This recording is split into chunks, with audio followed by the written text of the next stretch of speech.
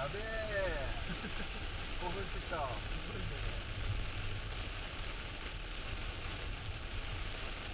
トンネルだって。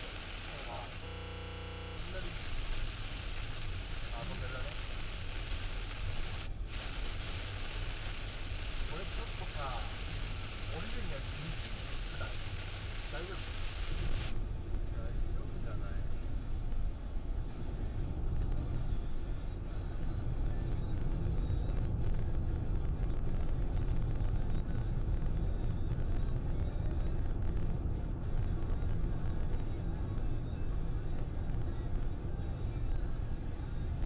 すごいね。やばいね。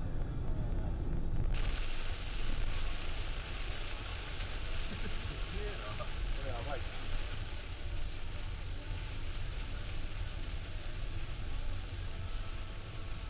Bluetooth これ再生になってるね。あ、こっち戻さないとダメだね。ああ、そしてどっかある。左上かな。あった。あ、これ違う。これはボリュームだ。あ、いやいや。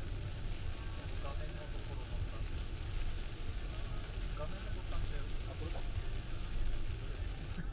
った。電源ボタンを押して。あ、電源じゃなくて停止ボタンがある。ああ、そこか。もう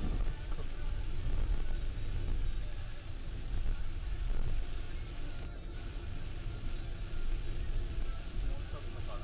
300メーター。これか。ここだ。あ、お初台向きにまあそこそこの、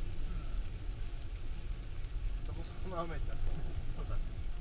さっきのやつだと雨はちょっとやばそうだから